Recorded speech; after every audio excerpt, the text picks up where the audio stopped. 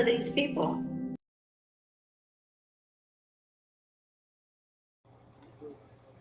Who are these people? All right. We're here. We're back for another episode of Angel in the Afternoon. It's 161 episode number. Today is May 8th, 2026, excuse me. And we're here. We got plenty to talk about this week. Let's see here. Let's Oh, see. by What the do we way, I got? will have to leave a little bit because I haven't eaten dinner yet, so I'm gonna have to leave a little bit. Okay. Just for a little But All right. but I'm gonna talk about your hospital scare.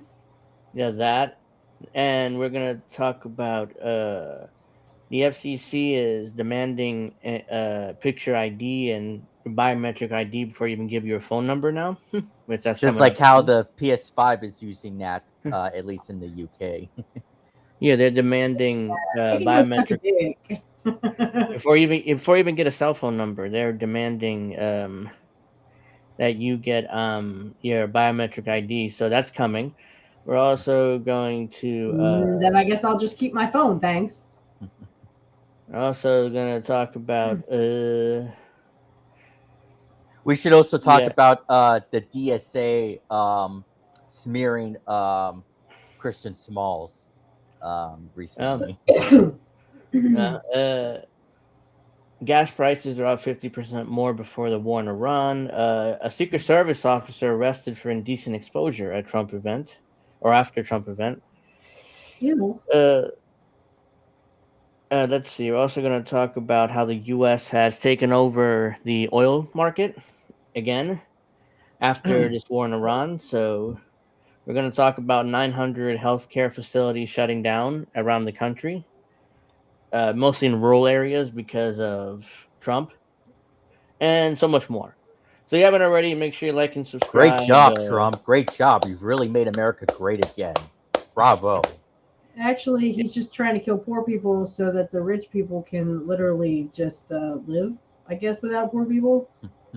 Make sure you like and subscribe. Trump is like, here we go. Yeah, fuck you. And literally, he is saying that because, again, I'm a single mother, and now I have to pay for my health insurance because I make too much. Blah blah blah. Yes. But I So don't have yeah, and income coming in. we should also bring up Trump scaring the children about Iran closely attacking us or whatever he was saying to them Oh, recently. I didn't even see that, but yeah, this I took that out of Bret Hart with that "fuck you" when they said it to Hogan in his documentary. So Oh, okay. like "fuck you." Well, the thing is, I mean, and I want to say this because it happened recently. Fuck Ted Turner. He can go rest in piss for all I give a fuck. He's one of those guys that thought that poor people should literally kill themselves so that we could depopulate and the rich can rule, basically. Yeah, so let's get started here. So Ladies and gentlemen, let's get ready to rumble! all right. No, you should replace it with "suck it." Yeah. Well, yeah, I wanted to start off with my hospital scare yesterday or my health scare because it's like it just happened, and I just witnessed the fucked up state our healthcare system is at. So I go like, okay, let's just start with that. So yesterday in the morning, I wake up and I feel atrociously bad. I mean, my heart the last couple of days was skipping beats, and I'm having issues with that. So I'm like, okay, that's weird. That's not good. And then Thursday, it's like, oh, I mean, I felt brutally bad. I thought, what the hell's going on? My heart's racing. I'm dizzy. I'm about to pass out. I literally had to call an ambulance. I spent a few hours at the hospital, and it turns out I didn't have my blood pressure med. So that's what happened, and that's why my heart was out of control, and my blood pressure spiked. So there you go. That's what happened. So And Reminds here me I of am. I'm like, I'm at work. He texts me. He's like, I don't know if you saw X yet, but I'm in the ER. I'm like, this is not good news to tell me right now at work. Because, I mean, we were literally, there was two people in our office. And it was just me and my coworker doing tickets, basically, calling these people back. And I mean, like, I'm sitting there going, oh my God, my friend is in the hospital. What the fuck is going on? I it, literally, like, was losing it at work. it reminds me of when I've had to call 911 for my dad multiple times within the last year or two. Well, and we're yeah, glad that your father is still kicking. Yeah. And you too, yeah. Angel. Stop doing that shit. You wait till I'm fucking at work and then you're like, by the way, I'm in the hospital. What the fuck? Don't do that. You give me a freaking So heart attack and I'll have to go to the hospital. well, Jeez. yeah. It turns out that it was just that I didn't have my meds and stuff. So they gave me meds while I was there, and they sent me a month's prescription, and so I can finally get with my doctor and figure out what the hell's going on because allegedly she sent it to my pharmacy. My pharmacy never got it, so it's a back and forth trying to figure out whose fault it is. So it's like I still haven't gotten my meds. So it's like, come on, man. So I am back. Last week was let's just say it's like Christmas and Easter for Christians. It was Beltane. So it is a big holiday for us Wiccans and pagans. So yeah. So yes, I'm glad to be back and I am perfect in every way. Thank you. yeah, so about time. This is a little video I took while I was there. So they stuck me in this corner, like you see, I'm like in a little corner right around that. This is where the nurses are at here on the right hand side.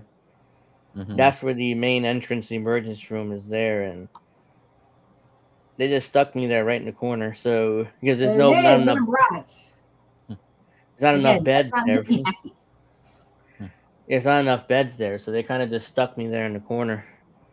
Hopefully, I So won't have to deal with any more colon issues like I've had in the past. yeah, And he's not even 40 so, yet. Angel's not even 40 yet. I'm 40. What the actual fuck? yeah. So basically, I did a bunch of they did a bunch of blood work, and Ugh. everything turned out to be normal except for my blood pressure, and so everything else pretty much normal. So it was like, what the hell's going on? It's like you need your meds. I took it. I'm better now, so I don't. At least I know my heart's healthy. That's my main concern. So it's like as long I could deal with anything else. But anyways, my point is during my stay, it was like I look around and there's people just up and down the corners. There's not enough room in the emergency room for it, not enough beds, not enough rooms, not enough beds. So they're kind of around all the way around the corners and Well, stuff. people There's don't need beds health there. care. They should just die like the cockroaches they are. That's what they think. That's what the In rich fact, and Ted Turner think of us. that was the only that hospital is the only hospital in the entire city, and we're like 80,000 strong in the city. That's the only hospital in the city itself. So there's two more hospitals, but they're outside the city, about 30-minute drive each way. So if the hospital in the city doesn't take it or full, you're good as dead pretty much. So unfortunately. So yeah, so let's see here. I'm okay. I'm feeling a lot better. I should be fine. Let's see. So let's talk about what do we think of? Because I thought I was in trouble. I was like, I need to come now to the hospital. Let's see. So let's so Mexico is doing some Mexico is demanding biometric data too. And remember there's a progressive there with Claudia Scheinbaum, but she's demanding Mexico just made it mandatory to link every phone number to your biometric data, face, fingerprint, everything. 127 million phone numbers must be registered to a verified government identity by July 2026, a couple months from now. Miss the deadline and your line goes dark. Anonymous prepaid SIM cards are gone forever. They call it fraud prevention. What they're building is a national phone network where every number has a face attached to it. And if you think this stops in Mexico, you've not been paying attention. So let's see.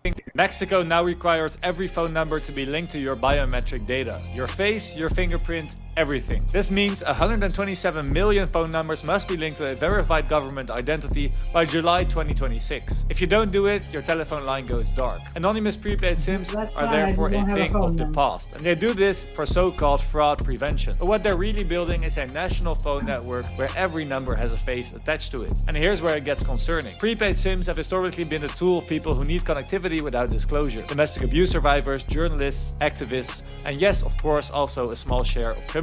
They always do this with every single new centralization technique. They say they are doing it to catch more criminals, but criminals most definitely will find another way of communicating them. And they really hurt the normal freedom of normal people. And the pattern is the same everywhere. They create a digital ID and attach it to every single thing in your life. Your phone number, your social media, your health information, even your wallet with CBDCs. Governments frame it as security, but the surveillance infrastructure is being built there, and that's the real purpose. After July, every single phone call in Mexico will be traceable to a verified digital ID. And if you think this stays limited to Mexico, you haven't been paying attention. Because this is part of a globalized effort to control the masses. Not only in Mexico, also in the USA and in Europe. This won't stop on its own, but it starts with knowing what's going on. Follow the money, follow Maze Winans down below. There you go. I don't remember the name of the president for Mexico, but I didn't think she would do this. Like, what the fuck? Yeah, that's Claudia Scheinbaum, and yeah, that's exactly what she's doing. I gotta go. I'll be right. All right. Okay. So let's see here.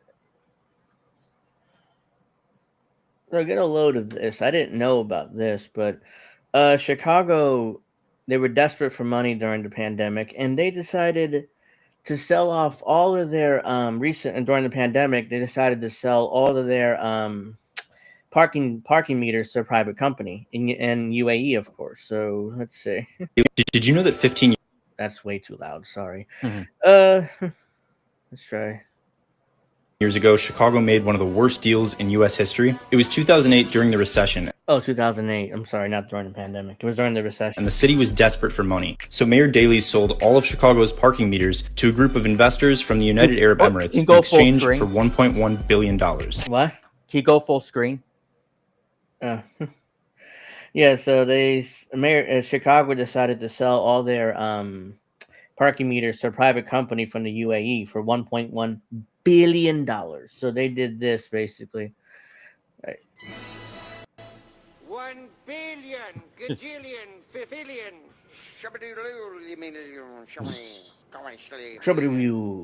Yeah. Yeah, that's what they did. Shitty Investors from the United Arab Emirates in exchange for $1.1 billion. The deal said that for the next 75 years, Chicago has to pay 100% of parking meter revenue to the investor's company, which is conveniently named Chicago Parking Meters, LLC. Chicago's 30,000 parking meters generate about $200 million in revenue annually, and because the city is sending that money overseas, none of it will go to Chicagoans. If you think that's bad, it gets worse. If any streets are closed for public events like street festivals or the marathon, the city has to pay this company the money they would have made from parking if the streets were open. The deal also says that even if the streets are closed, the city still has to pay the amount they would have made anyway. So it's like, it's a horrible deal. Chicago wants to remove even a single parking meter, they have to pay this company the value of what that meter would have generated until the deal ends in 2084. 2084. All of us in this chat in this room be dead by then, most likely. So that's how long this deal lasts, by the way. Prevents Chicago from building more bike or bus lanes because it would be so expensive to remove the meters. We have 59 years left until this deal expires, and nobody's found a loophole to get out of it yet. So next time you see how wealthy Dubai is, just know that Chicago parking might have something to do with it. And oil. So the parking meters don't have much to do with anything. It's $200 million a year. They make that in a day with oil. So I don't agree with that part, but the rest of it is true. And it's like, holy crap. Like they were so desperate for money that, oh yeah, let's just sell all our parking meters to the United Arab Emirates for the next 80 plus years or so. And yeah, none of that money is going to the city of Chicago. So there you go. If you're putting money into a parking meter, it's going to the UAE. So I hope you know that if you're living in Chicago. So Let's see here. And of course, that's where I'm going next month. So, or that's where I'm going Okay. back to next month. So, yeah. The hell is that? Did you know Is that me? 15 years ago? What? What were you hearing? No, it's not. I'm hearing like noise, but Oh, I thought there you go. Okay, I'm like, what the hell is that? I'm hearing like music or something. oh. All right, let's get rid of that. Okay, so yeah, so we're screwed. I mean, Chicago's screwed at least, but if you're living in Chicago, I don't recommend you using the parking meters unless you need to, because it's impossible to park in Chicago anyways. So, let's see, what else do I have here? Oh yeah, no, I'm gonna use this first. This is so I'm not sure. I found this out the other day, but Walmart has purchased the TV company Vizio. A few years ago, this happened. I didn't even know about it. So they purchased because I always wondered why the Vizio TVs were cheaper at Walmart than any other TV. Is like, oh, because Walmart owns it. That's why it's like, oh, now it makes perfect sense. And they're selling these TVs at a loss. So we're gonna find out here why they're doing that. It's obvious, but it's, I don't know what you think, but he kind of looks like you a little bit. That guy. This guy, Yeah, a little bit. maybe. I mean, I could see it. Did you I don't know if he's bald or not, but he has a hat on. But yeah, so this is the reason why they're selling the TVs at a loss, Walmart, because it's not about the actual TVs. Because he's going to explain this better. But basically, what happens is you buy the TV, buy the Vizio, you hook it up, you turn it on, and the first thing it requires is an account, is a Walmart account. So you have to have a Walmart account, you log in, and then they get to advertise to you permanently as long as you're on the TV. So that's how they make their money back from selling these televisions at a loss, because there's no way they make money off $178 for a TV, for a 4K television. So did you realize that this TV right here is a Walmart tracking device to track you at home? Walmart bought Vizio Television. When they did that, they acquired millions of people's data. And more importantly than just the TV itself, they acquired the data system. They bought SmartCast and the data advertising platform that was owned by Vizio. So here's how it works. You pay $598 for the TV, you get it home, you unbox it, you plug it in, and you realize you can't operate it without a Walmart account. Actually, it says right here that a Vizio account is required for smart TV. And that's more than deceptive labeling, that's a straight up lie. You'll be immediately redirected to set up a Walmart account. And here's the sinister part, like I said before, it wasn't about buying the physical TVs, it was about buying SmartCast. Any Vizio televisions that have been manufactured in 2026 require a Walmart account. And look at the deceptive pricing scheme. $238 for the TCL 50-inch and $178. know that. That's like $100 difference. Like, why are they? I've noticed this too at my local Walmart. It's like, why are Vizio so much cheaper? And it's like, oh, because Walmart bought them. And it's not about the actual TV. It's about the advertising. They get to advertise to you while you're in your own home. So For the Vizio. SmartCast is the operating system that lives inside the TV. It runs all your apps like Netflix and YouTube. It controls your home screen. And most importantly, the ad data system. What it does is detect what you're watching, even from cable boxes, game consoles, or DVDs, and your cell phone connected to the Walmart app. Now they will tie in what you and your family watch, search, and buy to relentlessly market you into their store. Even more Orwellian than that, linking your TV to your purchases to your location. Now you are a probable target. So that's dynamic pricing, which is coming at all the Walmarts. You know, I those sent you digital another price clip. tags. I messaged you another clip for us to look okay. at later today. For personal product pricing adjustments set according to your needs or desperation. This is called dynamic pricing, based on your personal data. And the fact that a giant corporation like Walmart has laid the foundation for a deceptive controlling system just like this should have us all outraged. There you go. It's a simple fix. Don't buy Vizio TVs. That solves your problem right there. Because this is true. Walmart did purchase Vizio, which is why their TV is so much cheaper than any other TV they have in the market there. The TV that I'm planning to buy for either a PS5 or an Xbox Series X would be either the LG G5 or the Samsung S90F. Both of them are OLED TVs.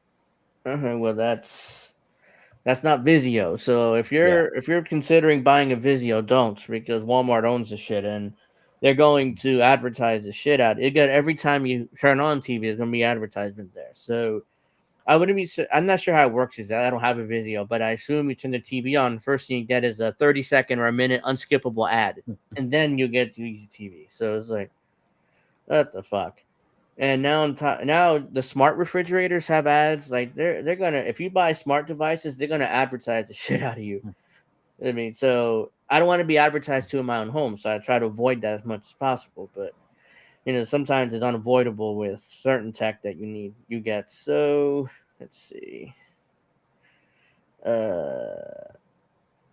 Oh, by the way, if you guys have Chrome, don't uninstall it immediately, because I just found this out too recently. What? Google Chrome secretly downloaded a 4 gigabyte AI model to your device without asking and without telling you. It's called Weights.bin. It lives deep in your system folders. It powers Gemini Nano, Google's on-device AI. So basically, without permission, Google is using everyone's computers that have Chrome as a storage device for Gemini. Wait, Without so asking you, where can I check where if I have it? Do you know? it's deep in your system folders. Hold on, I'll show you that in a second. Okay. If you delete it, Chrome re-downloads it automatically, like nothing ever happened. Just Google deciding your hard drive is their storage unit. At 1 billion Chrome users, that's 4 billion gigabytes of data pushed silently across the internet.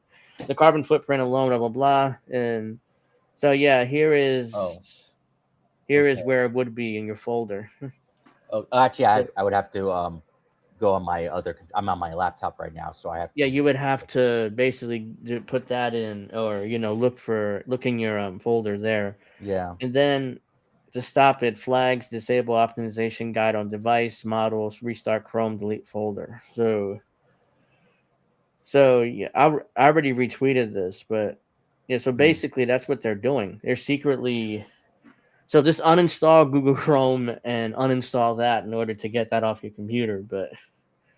But yeah, when I saw would this, would Firefox be the better option?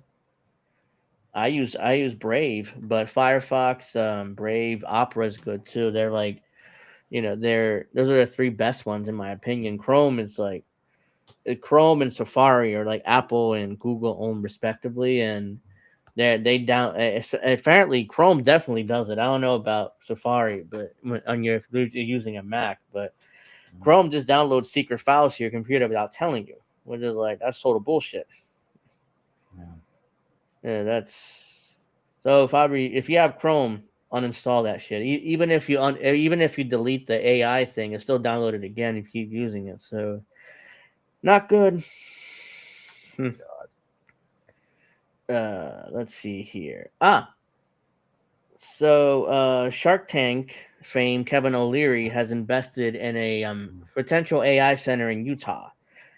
Here's the thing, though. The AI center is about 40,000 square feet, which is twice the size of Manhattan, which I was reading about. So this is going to be in Utah. This AI center is going to be massive. It's going to be the size of 2 cities put together, and the commission, or not the commission, the city council decided to unanimously pass it without residents, permission. They just did it. It's like, oh yeah, Kevin O'Leary gave me a shit ton of money, so I'm gonna vote for this shit anyway. So kind of disturbing that it's in Utah after that's where Charlie Kirk was assassinated. Yeah, I mean that's an interesting point. Yeah, because let's see. So I'm back. Here we go. Hey. So yeah, so I have Steph, did you catch that Google Chrome shit that Angel just mentioned? No. So Angel, you should if you have. I don't know if you have Chrome, but Angel, you should let her know. Yeah, I use Chrome. Well, Chrome is apparently they're downloading stuff to your computer without permission. So Google Chrome secretly downloads a 4 gigabyte AI model to your device without asking. It's called Wait.bin. It lives deep in your system folders. It powers Gemini Nano, Google's on-device AI. So basically, they're using all our hard drives as a storage device for their Gemini AI. So if you decide to delete it, Chrome re-downloads it anyways if you're still using it. So that's about 4 billion gigabytes. A billion Google Chrome users. So yeah, Google's using all our computers as a storage device for Gemini without asking. So Told you, they want to kill us all. You will own nothing, be happy, and eat see bugs. So this is more information. Google Chrome is quietly downloading 4 gigabyte AI model to many users' computers without clear upfront consent. The file is called that, blah, blah, blah. It powers built-in AI tools such as Help Me Write, Smarter Tab Suggestion, on-device scam detection, and page summarization. The download triggers automatically for devices meeting minimum hardware requirements, and Google and Chrome often replace the files if deleted. While the model processes data locally, the installation happens in the background with minimal notification. So the installation happens in the background. You don't even know what the hell's going on. The scale is noteworthy. Hundreds of millions or billions of installations add up to thousands of tons of carbon emissions globally, data transfer, even though each is a one-time event. So to prevent it, you basically do that, and that's it. But it's better to delete Google Chrome altogether. So that's what's going on there. Now let's get to Shark Tank fame. Kevin O'Leary wants to build a AI data center in Utah. The city council passed it And without any issue. Pay for it. So there's a video here of pissed off residents. Because this is 40,000 square feet. It's like twice the size of Manhattan Island. So this is how huge this data center is going to be. So these are residents. False. All of this is false. Then why won't they let people talk? Why won't they let us ask questions? It's false. This is not real information. And we sit here like it's okay. It's a charade. It's a charade. It's false.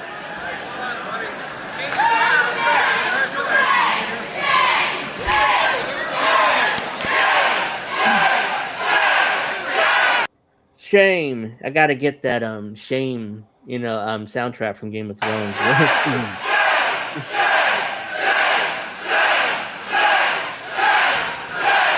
So they keep saying shame. They're pissed off, as they should be, honestly, because this was passed without no resident input or anything. Usually city councils have resident input. You can show up and you can give your opinion on certain things, but they didn't even do that here. They just passed it in secret, pretty much. So this is Kevin O'Leary himself whining about stuff. How they're mad at him. So. How are you offsetting these environmental concerns? Well, I'm actually the only developer of data centers on Earth that graduated from environmental studies. So I'm pretty aware of what these concerns are. Well, I graduated from college with environmental studies, so I know what they're talking about, but I'm still going to build it anyways. They are around air, water use, heat, noise. That you're going to charge poor people for. You're not going to charge rich people. You're not going to pay for it. Mm-hmm. We're going to pay for it. Air, water use, heat, noise, pollution. So sustainability is at the heart of what we do in terms of all these proposals. We're not just Utah. We have 10,000 acres in Alberta, Canada, with the same concerns. And so we search for the best technology. There's many air-cooled turbines now. So you're blending in air-cooled versus water. There's so many different ways to generate power. We can also put a percentage of the power generation through solar, wind, and batteries, because the battery that poor people are still going to pay for.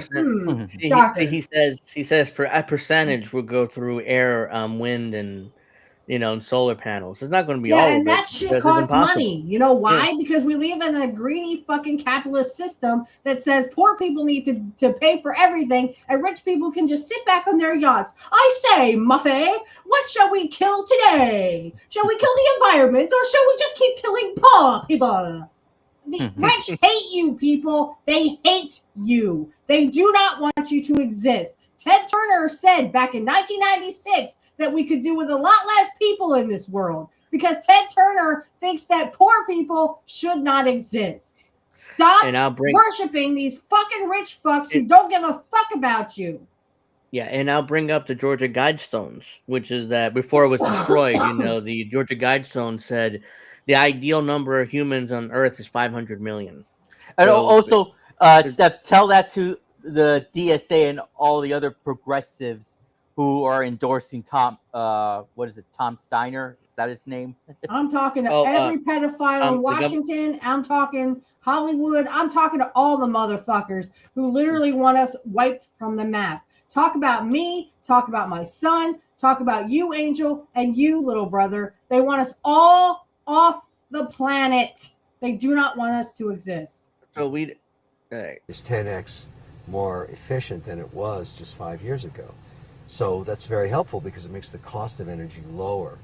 So no one, if you're an environmentalist and you don't care about that stuff, of course you protest, and that's what happens. I noted, what's happening in Utah right now is we think over 90% of the protesters are actually not people that live in Utah or County. They're being sure they are. Now he's he's claiming, agitators, right? Now he's Next claiming you're gonna say that they're fucking they're CIA agents. Yeah, O'Leary is claiming that they're all bussed in. There's no way all the residents are in favor of my deal, though. So they got to be bussed in, obviously. They're not real. Not in order to defend himself. See, this is how a rich person talks. Listen to how he talks. He talks like a true rich person. Well, everybody loves me, so poor people can just go fuck off. Listen to how he talks. They had to be bussed in, They weren't real protesters. They're agitators, especially Stacey. What People live in Utah aren't stupid. They are. If they believe in your stupid shit. They realize, why shit. am I letting people from don't even live in my state make decisions for me? And I don't think it's going to work out for them. But there are professional protesters. No, because I'll get my my rich friends and my police force, my little lapdogs, to make sure that they're put in their place. Listen to how he talks. He's talking in code. Yeah. AI to generate this is what's kind of funny about it. If you look at the social media around the Utah proposal, much of it's AI generated, which I think is sucks. So now the opposition is AI generated. That's what he's claiming too. So he's laughing about it. He's laughing at you. He's laughing at us. Mm-hmm. So this is a local article from Salt Lake Tribune. How Shark Tank investor Kevin O'Leary, the face of Utah's massive data center project, amassed his wealth. Shocker. After pitching a hyperscale data center complex to Utah leaders last week and touting it on Monday on Fox News, celebrity investor and Shark Tank star Kevin O'Leary is fast becoming the public face of a massive project being proposed for Box Elder County in Utah.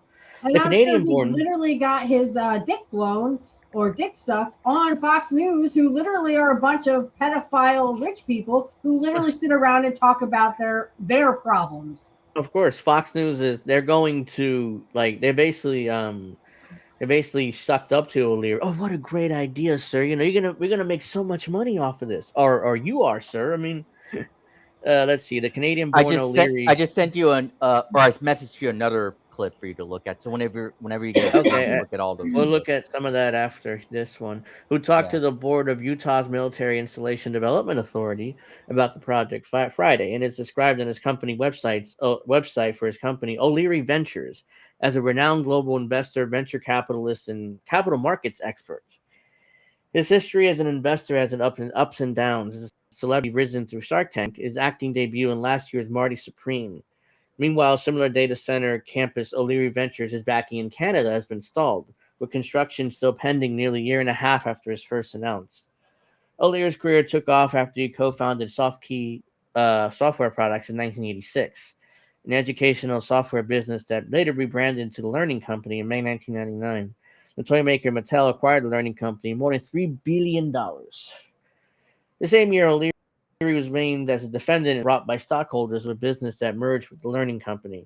In the complaint, stockholders alleged that Learning Company overstated its revenues in 1998, shortly before Mattel purchased the company. The acquisition cost the toy maker millions in losses, leading stockholders to file suit against O'Leary, Mattel, and other executives from the Learning Company. Oh, come on. I only said suck a dick once. Oh, come on. I got to get my numbers up. Come on, Karen. Let's get our numbers up here. Yeah, so O'Leary's almost basically a billionaire. So this is 1 billion, gajillion, fifillion. yeah. Isn't that Dr. Evil? Yeah, yeah, that's where I got it. Who else would Shark- it be, Steph? I don't According- know. I never watched those movies. I was not really into Austin Powers. Yeah, but I never watched the movies either, but I still heard of those quotes. Well, I like the one that Angel sent me. He's like, I love you. You complete me. I was like, really? He said that in the movie? Yeah, yeah. Oh. Which covers the reality TV shows and businesses that had pitched it. O'Leary in 2025 it's a net worth of $460 million. Since O'Leary first appeared on Shark Tank in 2009, the site he has invested in $37 million in 132 deals, 65 of them in his own, 67 in collaboration with other investors in the show. In the series, O'Leary is sometimes referred to as Mr. Wonderful. One of the most successful deals for the meal kit company Plated. Michelle O'Leary invested an undisclosed amount in 2014 for a 2.5% share in the company, after a deal with fellow investor Mark Cuban fell through. According to CNBC, blah, co-founders Nick Tur, blah, the company's worth $300 million today. So yeah, that's how he became rich, basically scamming people into buying his learning software, which didn't work. And that's how he got most of his money. And of course, on Shark Tank, he makes a shit ton of money. So that whole scam learning software thing reminds me of what Crystal Ball did during the pandemic. That's how she made Yeah, her her husband profited from that. Mm-hmm. No. In fact, they want kids to her learn son. online. That's what it is. Oh, her son. her son. No, I meant her ex-husband. Her second husband. she did that. Kyle. Okay, yeah, you're right. So that's how she made her fortune, through scam learning software. Very similar to Kevin O'Leary. So I'm not That's why surprised they that were pushing for kids to learn at home. Well, during the first of pandemic, all, that yeah. don't work. Yeah, that don't fucking work. And it made our kids dumber. Not my kid, because he's super dumb, but he's super smart. Okay. But I mean, this is what I'm talking about. They don't want people who can think for themselves. They want obedient workers who literally suck their dicks, and they take our kids and they rape them. That's what they want. Well, you can't have mine. Sorry, he's not your type. And he's never going to be your type, or I will go nuclear on you. Trust me when I say, if you even go near my son, you will see what the devil looks like, and I don't even fucking believe in the devil. So there you go. There you go. So we have a cyber attack at over 900 universities and colleges around the world. And if you went to college, as you guys know, it's finals week. It's May, the semester's almost over, so it's finals week. So this is probably the worst time for a cyber attack at universities and schools, their software. So a cyber attack hit several universities and schools in US, Canada, and Australia, causing chaos, confusion, and major disruptions amid the high-stakes end-of-year season. The hacking group, Shiny Hunters, reportedly claimed responsibility for the attack, which caused the academic software Canvas, not Canva, Canvas, two different companies, used by thousands of schools and universities to go offline this week. By late Thursday, the company... This is all preordained to scare you, boogie, into giving up, again, digital ID, CBDCs. That's all this is for. Oh, boogie, we're going to scare you now. Woo! Yeah, by late Thursday, the company's infrastructure, which owned Canvas, posted an update on its website saying that Canvas was available for most users, but some universities were still reporting outages on Friday.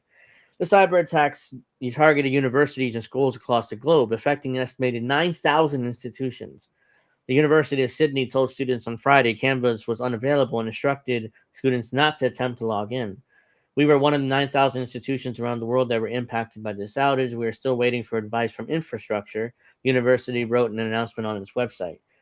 The outage affected students' coursework and examinations, the university says, acknowledging how disruptive this is at a critical time in the semester.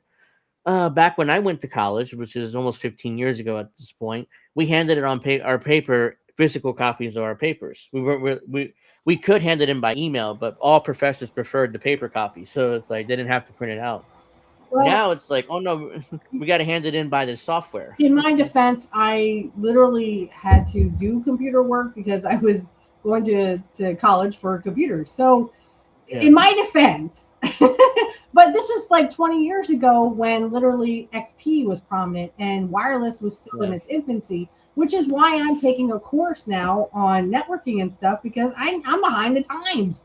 Shit. When we call them extenders now, but they used to be called repeaters. That's where if your wireless did not go all the way around your house, you could stick a repeater in the middle. Now they're called extenders, and Extenders, or repeat the wireless signals. So again, a lot has changed in 20 years since I touched this stuff, and thank you, Angel, again for helping me do it for free.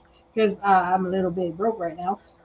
So when I came across that free education software, I was like, Witchy talked to me about taking classes. So I'm like, let me send her this if she's interested. She'll and find I'm some learning courses so much there. new stuff. I mean, again, we went from USBs were in their infancy, and I call them USBs, but they're actually called USB A's. Now we have USB C's, which are, you charge your phone with them, but you could also have I have a USB C hub that gives me more USB A's, right? I know I'm totally geeking out right now, but but like this wasn't heard of 20 years ago. We were talking about switches and routers and stuff. Now we're talking about and modems. Now we're talking about wireless. We're talking about WAPs, wireless access points. We're talking about jetpacks and stuff. I mean, this is shit that 20 years ago no one ever really heard of. So, and again, wireless was in its infancy. So we're trying to not be behind the times. So, but yeah, in school we had to do it single spaced. It had to be 12 point. Enrollment 12 point. And and back before computers, we wrote our papers. Yeah. Snorky says my school was hit by the Canvas outage. So there you go. I mean, he was affected or she was affected by it. I don't know. But this is all by design, and it's because literally they want to scare us into submission. There's going to be more of these so-called cyber attacks, which they're not. They're just planned attacks to get us onto CBDCs and digital IDs. So Mississippi State University announced it was postponing Friday's final exam to allow affected students to recover any lost work. Idaho State University said it canceled exams scheduled for 12 p.m. local time.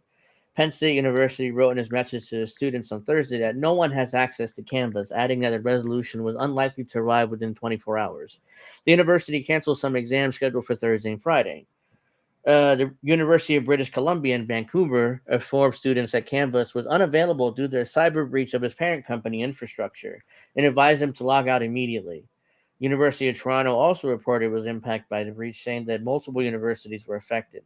Students at the University of California, Los Angeles, UCLA, struggled to submit assignments online through the Canvas platform, and the University of Chicago, Illinois, temporarily disabled its Canvas page after reports it was targeted. Chicago Maroon, the university-led newspaper, posted a screenshot of a message from shiny hunters that appeared to be seeking a ransom. The message encouraged the university to contact the hacking group privately to negotiate a settlement, quote unquote, and avoiding the release of their data. It's the same message that Northwestern University master student Jacques Abu Risk said he received when he clicked the link on an email that appeared from the university administrator. Oh, by the way, why are you clicking a link? Like, you're young guy. Because just like my Amish customers, they do it because it was there. They thought it was real. You're like, no, don't touch that. Don't touch it. Step away from the computer. But you know what's funny is we actually have the Amish who literally they have loopholes. Again, they have loopholes, guys. Most of my Amish customers have cell phones. And I don't mean the smartphones. Some of them do have smartphones, but most of the flip phones, because again, God don't care if you call. God wants you to call on a cell phone. Yeah. These people don't have fucking electricity, but they have a laptop. He says, quote, I don't know what was happening, he recalled, a scary message to receive. Then he said the university addressed the issue on Thursday, sending a generic email seen by the BBC that Northwestern was monitoring an issue. The email stated the university did not have an estimated restoration time. Canvas and other IT infrastructure had not been affected. Abu Reis said he was still unable to access Canvas on Friday and not heard it from the university since. There's definitely anxiety surrounding not only being able to complete my work and access the sites that I need on Canvas, but also just not knowing exactly what the threat is and how it might affect me. I'd be like, oh, good, I get more time to study for finals. That's what my reaction is. Not I'm scared because my ass, I need as much time as I can to study. I don't know what data will be released, and that scares me. The BBC contacted Northwestern University for comment. Screenshots show the targeted threats from a group began Sunday with deadlines given up to on Thursday, May 12th. Luke Connolly, a threat analyst of the cybersecurity firm Emersoft, told the Associated Press. He has said discussion regarding extortion payments could be ongoing. Cyber attacks on Thursday came the same day as U.S. Senate Democrat Chuck Schumer sent a letter to the Trump administration urging for more defense against cyber risks in the age of rapidly developing AI. That's a Dude, how did coincidence. he know? It's like it was planned.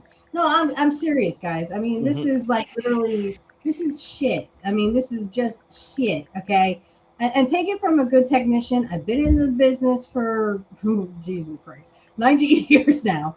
Nothing is ever 100% secure. Angel No, should also zero. tell you this too, because he's in cybersecurity. Yeah, Again, nothing ever 100% 100% secure. Everything can be hacked. Everything. Hackers, it's a constant battle between cybersecurity analysts and hackers. They find one Yes. way to get in, you patch it in. Oh, it's another way to get in. Now you have to Yep. patch that thing. It's like Trust me when I say I listen to Chris Titus, and he's a tech. He's been a sys admin for many, many years now, and he literally tells you, literally, there's a backdoor into everything. Trust me, guys, in the business for a long time now. The Department of Homeland Security, the agency that helps ward off cyber attacks, must immediately help states and localities. Schumer wrote. Blah, before Americans hit with outage, disruptions, and attacks that could put lives and livelihoods at risk, he continued. I mean, what did you think? I mean, it's crazy how literally 99% of our customer base is literally the Amish. And yes, I help the Amish with their computers every single day, Monday through Friday. So, yes. So, in my opinion, this looks like either a DDoS attack or a regular denial of service attack.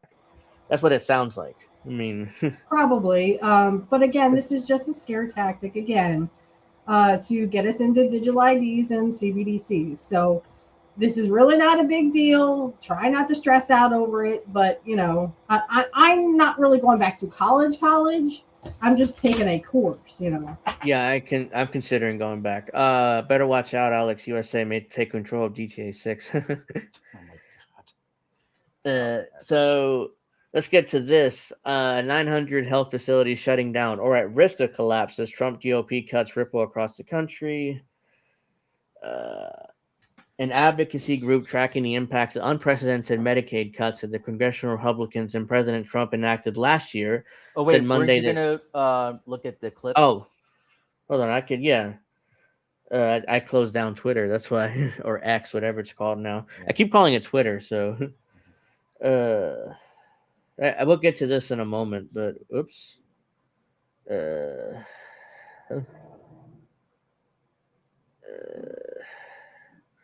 guess I'll start with this, and then we'll do the other two, and then I'll get back to the stories. Actually, I posted 3, or 4. I know this is the first one that. Golden, yes, I did say that Bitcoin is a CBDC, and because the government actually. It was reported on Jimmy Dore show that the government is buying up Bitcoin. So, if the government is in it, trust me, Bitcoin is nothing but a scare tactic and a CBDC.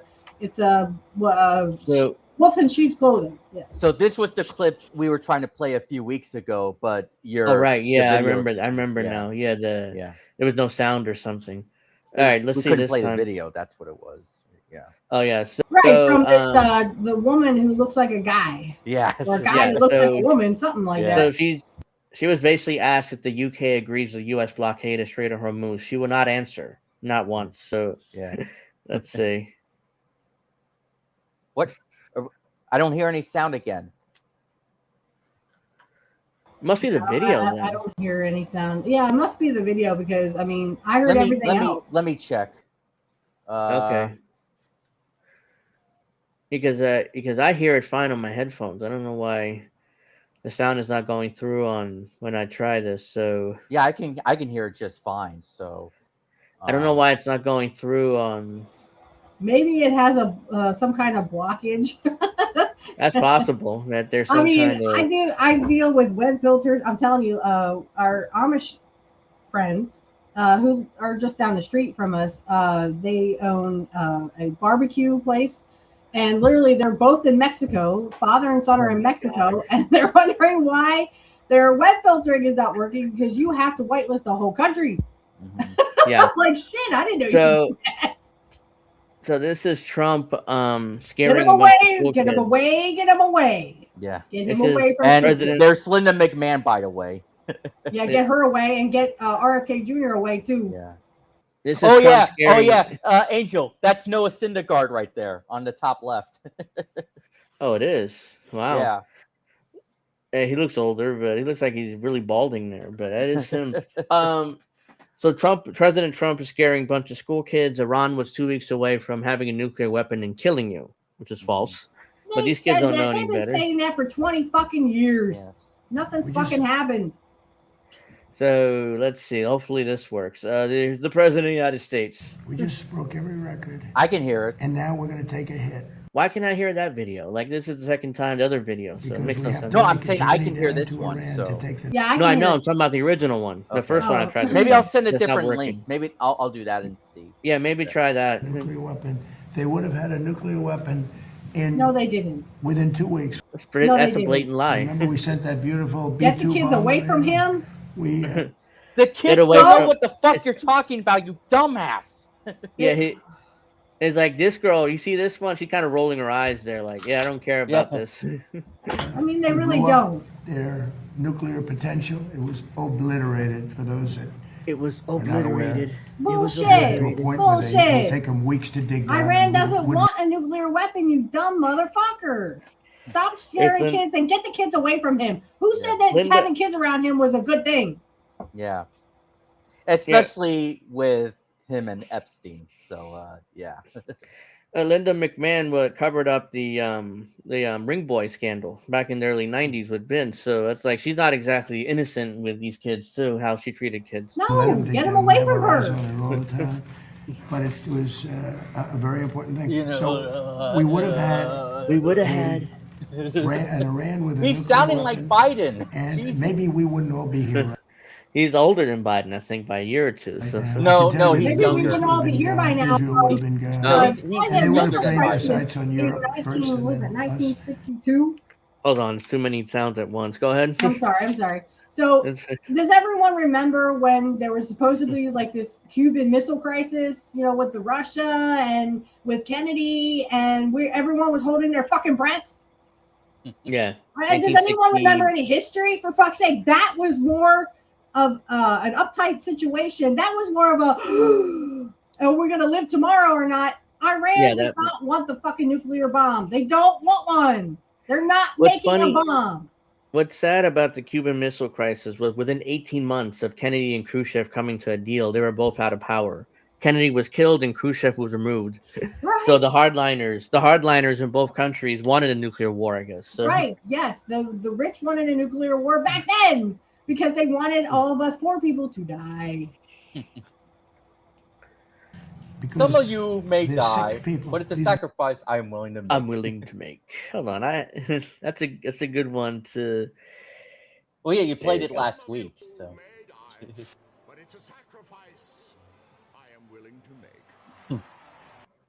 All right. The sick people, and we're not going to let lunatics. You're a sick person, you stupid. The power of a nuclear weapon is something I don't even want to talk about. It's not we're talking about, and the U.S. nuclear bombs everybody. Beating them badly.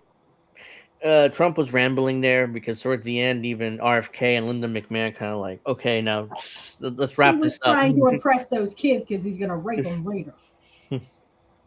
Get those kids away from Trump. I wouldn't trust Trump as far as I could throw my car with my son. Okay, I just sent a different the same video from a different account. So see if Okay, that works. let's get to. I'm gonna try this. Who considers that foreplay? All right, so I'm gonna. Oh yeah, this MAGA evangelical leaders gather in Mar-a-Lago to bless and dedicate a gold statue dedicated to Donald Trump. So, is this real? I think I'd rather shoot myself. Thanks.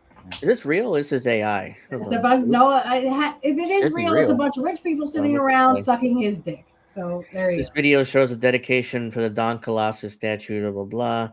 Not Mar-a-Lago. Okay, well it's a real thing, but it's not a Mar-a-Lago. It's but either way, National Doral. It's at Trump's golf course in Miami, basically. So yeah, that's but either way, real, though. Yeah, it is real. So. I want to make sure everyone can hear. Okay, sir. Yeah, unfortunately. Hello, everybody. I want to thank you so much for being there today, and more importantly, Trump didn't even bother showing up. Just some kind of like video message. for what you did. The statue is beautiful. You know, I saw it during the weekend. We had a big PGA tournament with a great champion and all great champions, actually, but it was a great tournament. Well, thank you for turning I got up to look the at stuff it very I did. closely, and it's incredible. And I just want to thank you. I know it was done from love, and I want to thank Mark Burns, a pastor. He's a good pastor. He's a good man. I've known him a long time. He's been with me from the beginning. They're good. Thank you so much for turning up to suck my dick. I'm sorry you can't suck it right now because I'm somewhere fucking a kid. I'm raping a child right now. But I'm so glad that so many people want to suck my dick.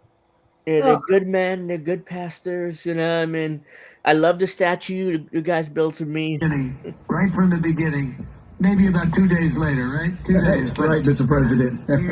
he was right at the beginning. Oh, that's right, Mr. President. You know, got to kiss his ass there. And I appreciate it, Mark. You're great. And just really a good person. And I want to thank everybody there. I don't know, here there's a good crowd of people, but I want to thank you all, and I won't forget it.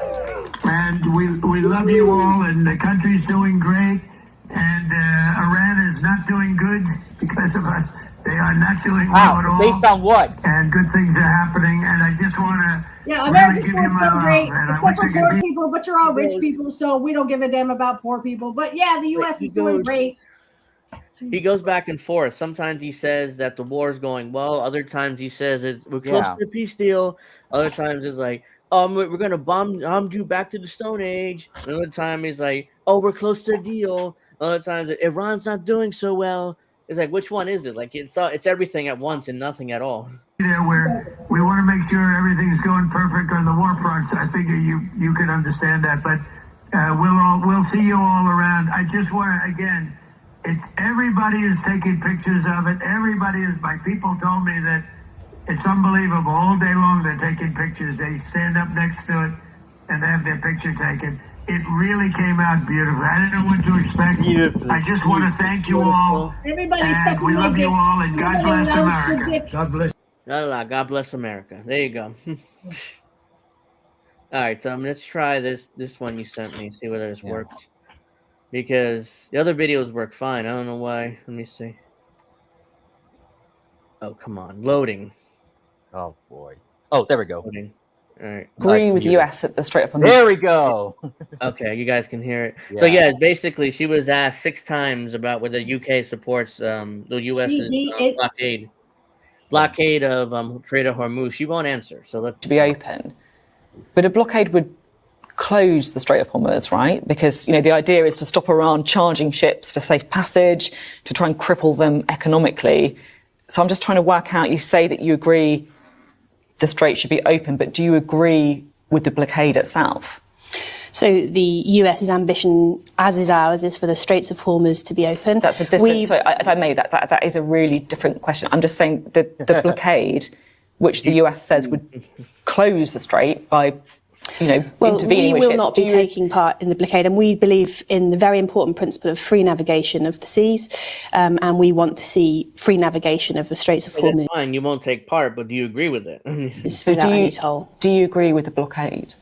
We want to see free navigation of the Straits of Hormuz. Do you agree with the blockade?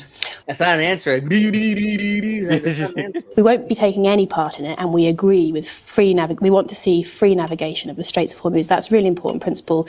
We're working with our international allies to do that. We've been convening over this reporter. She won't let it go. It agrees with it because, again, they're going to suck the dick of whoever they need to keep in power and, to keep on raping kids. She might also do this. That's not an answer. 40 countries. We've been talking to President Macron. The Prime Minister was talking to allies in the Gulf, and we are. President Macron, who's deeply unpopular in France, by the way, are working across a range of countries to ensure that we get to that point of free navigation. So I got it that you want to see free navigation in the Strait of Hormuz. You won't be taking part with the blockade. I'm still not clear. Do you agree with the blockade?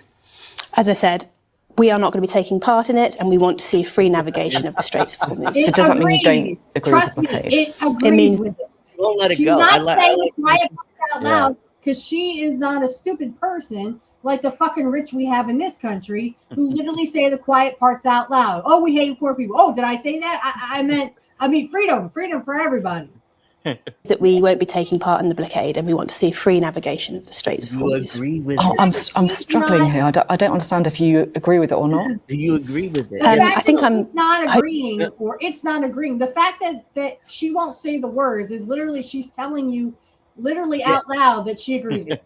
It's a yes or no. Look, I'll be like, look, one more time, yes or no. Do you agree with it? Don't give me the free navigation BS. Let's see. I'm being clear that we will not be taking part in it. We think freedom of the Straits of Hormuz is really important. We don't want to see anything that isn't. One thing she does is stick to her talking points, but just a yes or free no navigation of the Straits of Hormuz, and we are working with our international allies to secure. No. Miss Robot can't compute.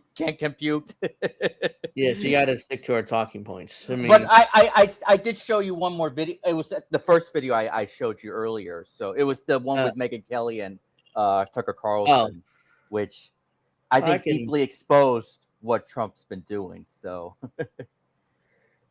this one.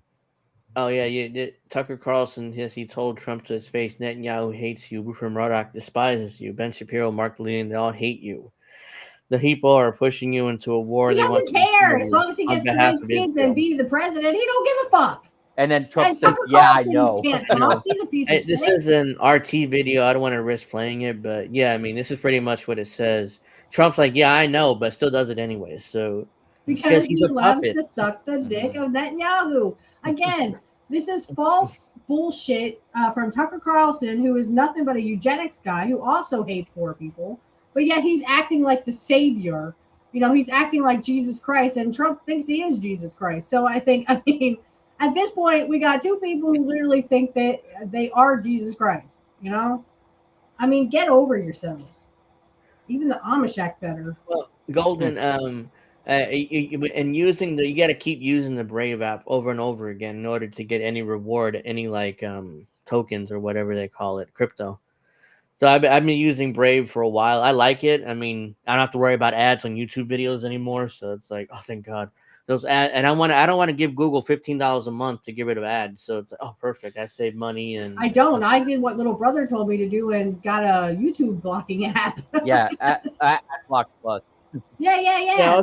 It works like a you can download Brave or Opera or do that, whatever you want to do. Yeah. I mean, Opera, I used to use that, but then it needed, back in the day, it needed a lot of plugins for you to do stuff. But now I think everything is pretty much plug and play, which is good. I mean, that's good. Yeah. So let's get back to Medicaid cuts and the Republicans. 900 hospitals, nursing home, and other healthcare facilities are now shutting down or at risk of closure. A disaster for low-income Americans who lack easy access to care.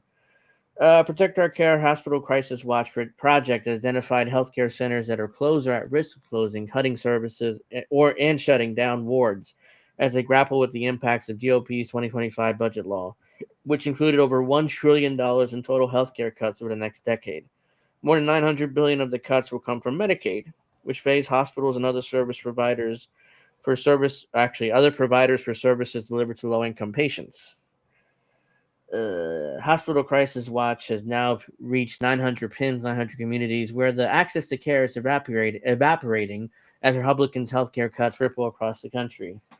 This is the president of the project could protect our care. Providers are stretched thin, doing everything they can as resources disappear and the system buckles under the pressure of Republicans cutting more than $1 trillion from healthcare to fund tax breaks for billionaires and big corporations. Oh, and also the military. Don't forget about that one too. Yeah. Families are driving further for care. Patients are scrambling to find services for their kids, and seniors are left without the support they need. The care is getting harder to access in too many places, disappearing entirely, and communities are left to deal with the consequences. So these are all the healthcare facilities around the country that are either closing, about to close, or cutting back services. So it's covered pretty much the entire country.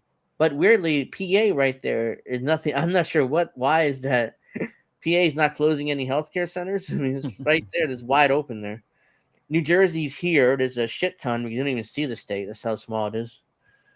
The impact of Trump GOP's Medicaid cuts has been felt in both urban and rural areas. Despite Republicans' inclusion of a $50 billion rural health transformation fund that supporters touted as a way to bolster at-risk healthcare facilities.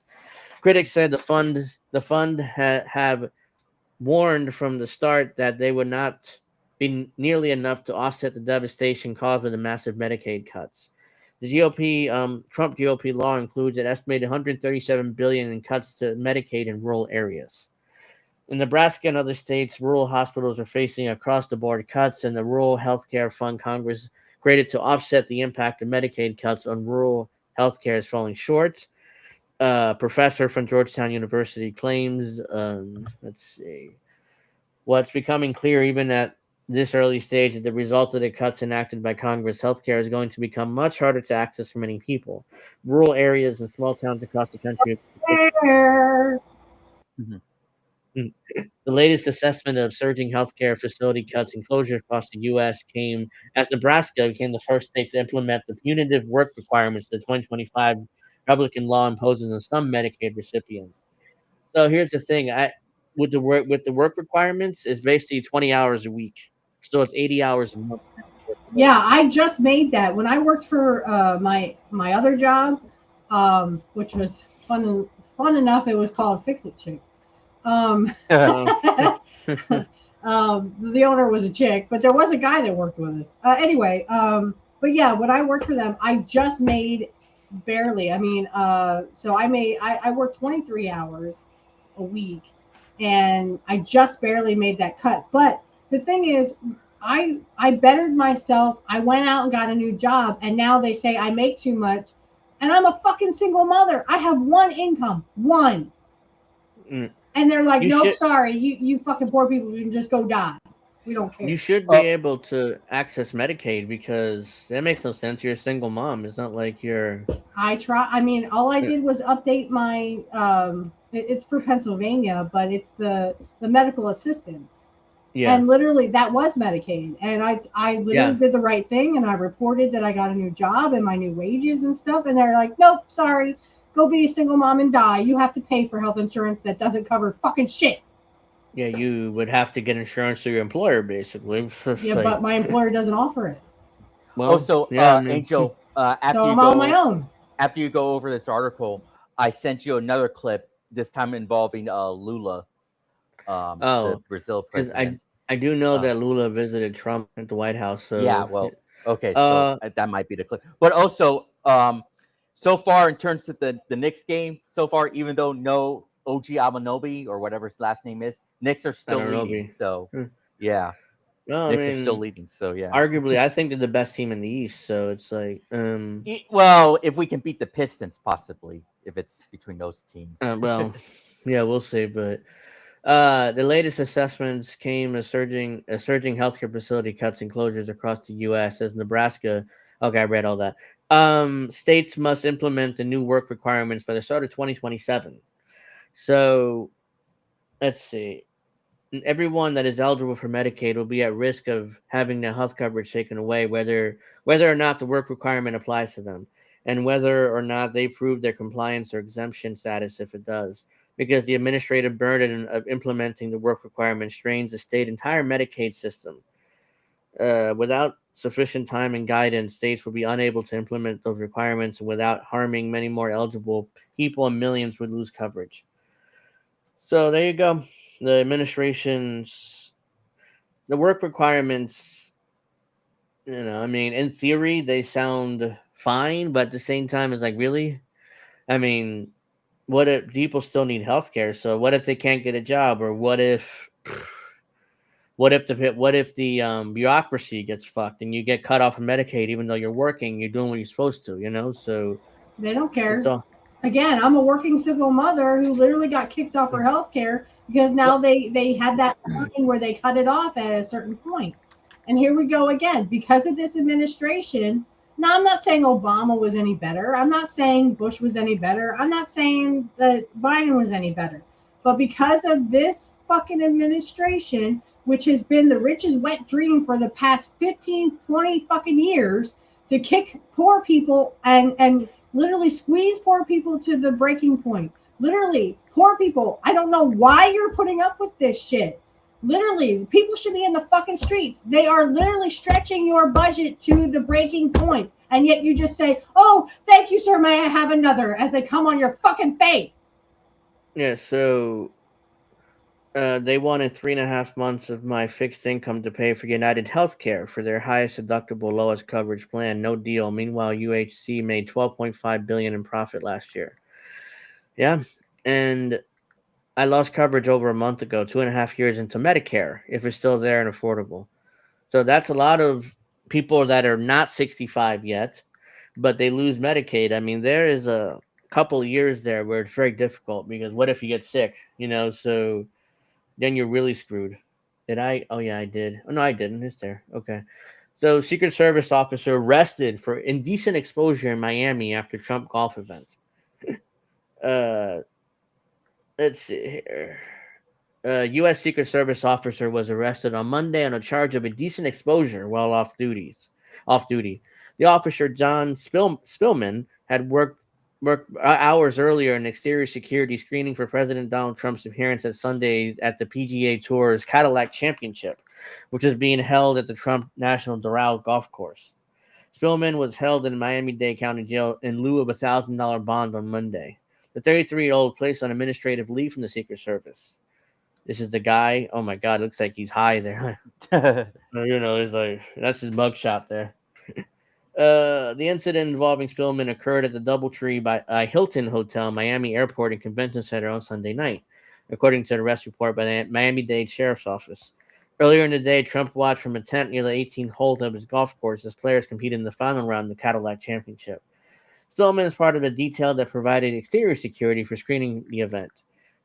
Police said that they went to the hotel in response to a call about a man who was naked on the 6th floor.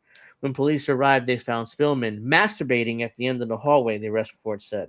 What the fuck? My man was jerking off in the hallway in the 6th floor. Like, the fuck? He has to be high or drunk or both to do something like that. Or he saw a kid that he really liked.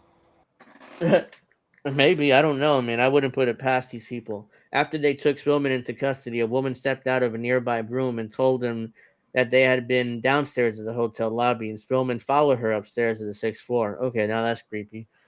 The victim advised they immediately entered the room because she was in fear for her life, the report said. The victim saw the defendant masturbating next to their hotel room.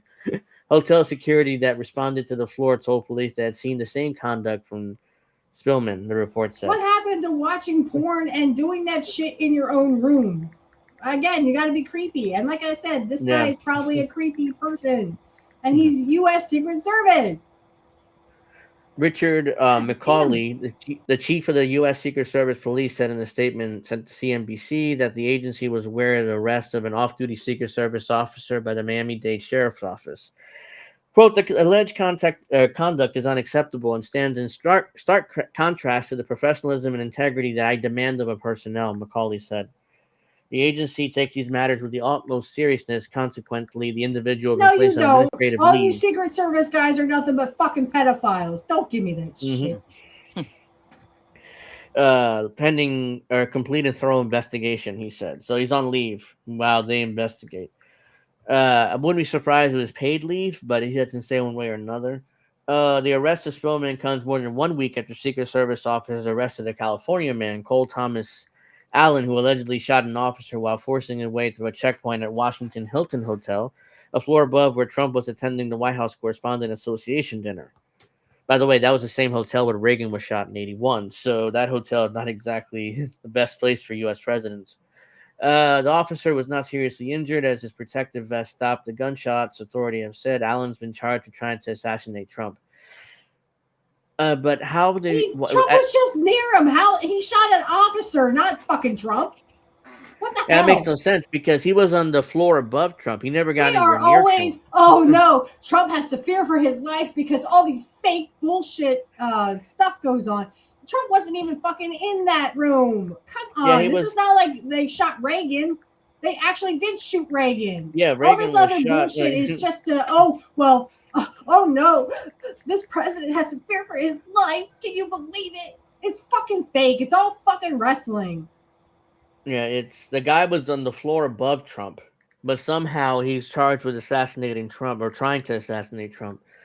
But here's the difference: the guy who shot Reagan got right in front of him and shot him point blank range, essentially. So and guess that was what? different. Kennedy was shot in the back of the head by probably the CIA and the FBI.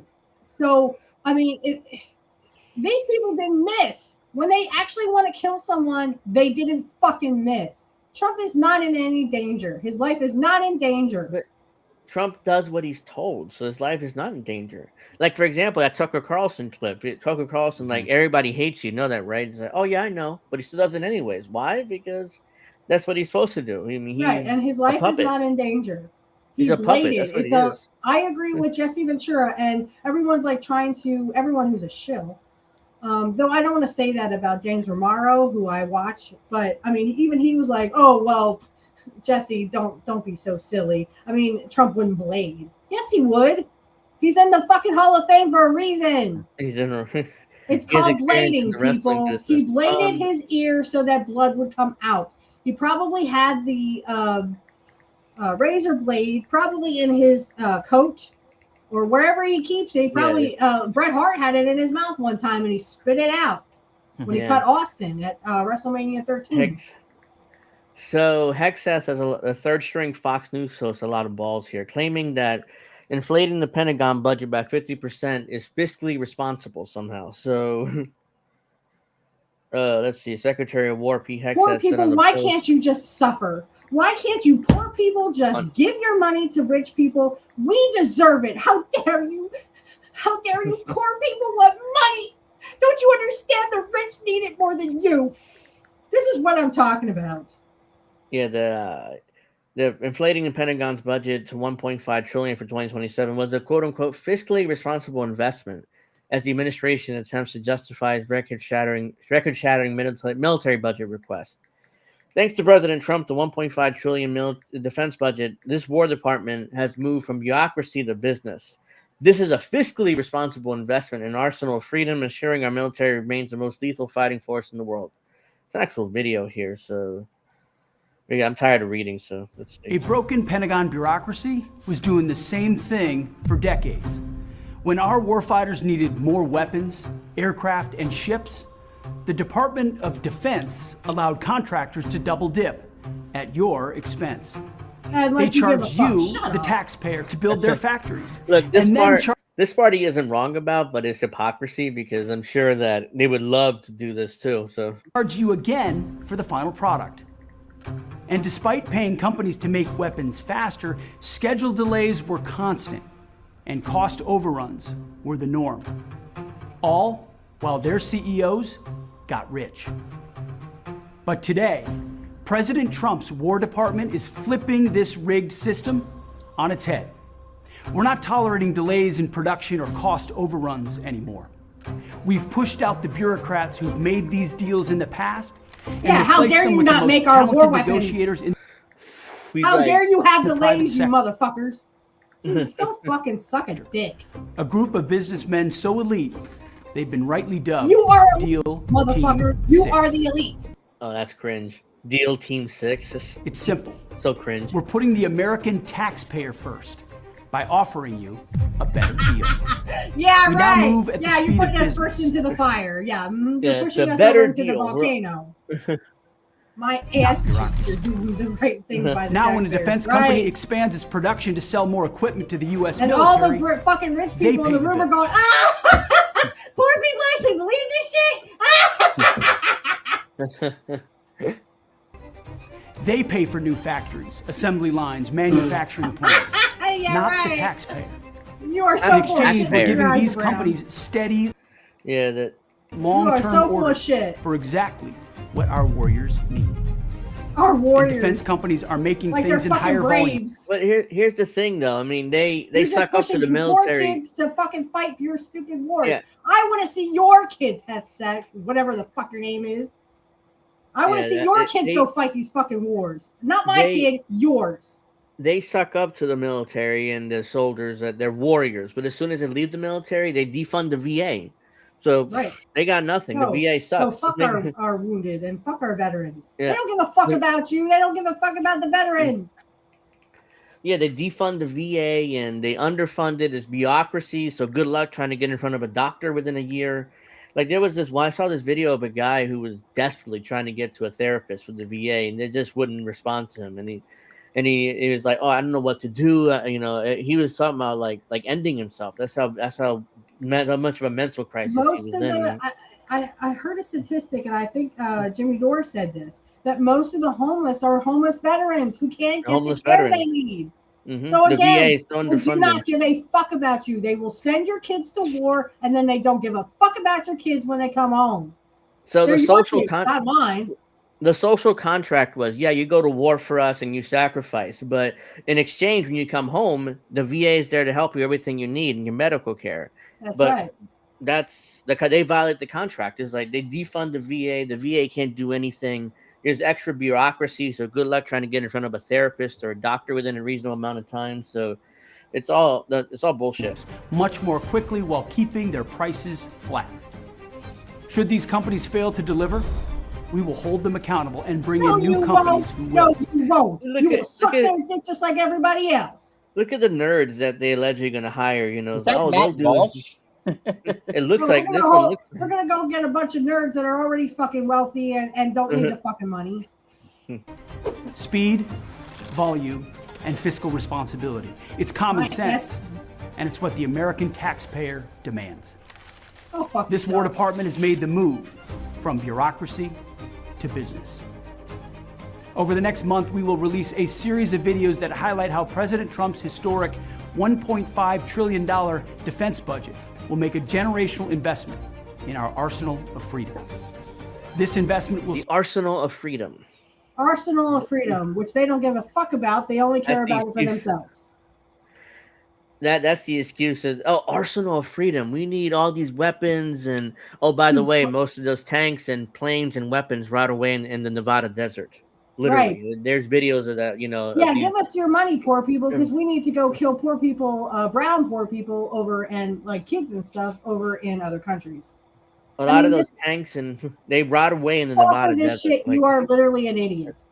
If the military actually doesn't need it, but they build it anyways.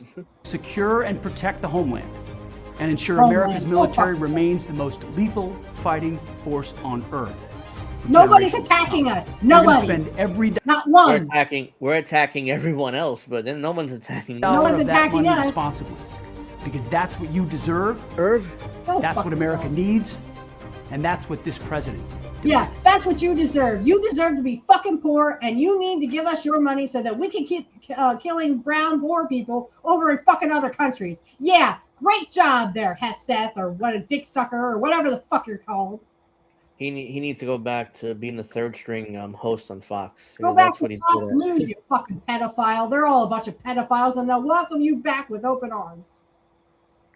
You ain't sending my kid to die for Israel. Get it? Got it? Good. I don't give a fuck. Put me in jail, motherfucker. Big tech is the extension of MIC. We truly believe that they must destroy mankind. Oh yeah, you wanted me to. Yeah. Why can't I see? Oh, My webcam's in the way, so I'm a hard time seeing my my tabs. But I need that 1080p webcam, so all right, let's share. I'll get to the phone number thing in a second. Brazilian President Lula da Silva said Trump told him during their meeting that there were no U.S. plans to invade Cuba. And you believe them? Because if And you he sucked believe them, his you're a dick, bigger and then sucker. they all sucked each other's dick, and then they had a good time. If you believe them, Lula went from prison to now all of a sudden being accepted by Trump. That tells you everything you know about Lula. So he's not that same progressive he was. He's in the club. Let's see what he says here. And he's probably a pedophile. We can't hear that. You're gonna have to read it because he's talking in Portuguese. So Yeah, but we can't hear the audio either. oh well, you can read it.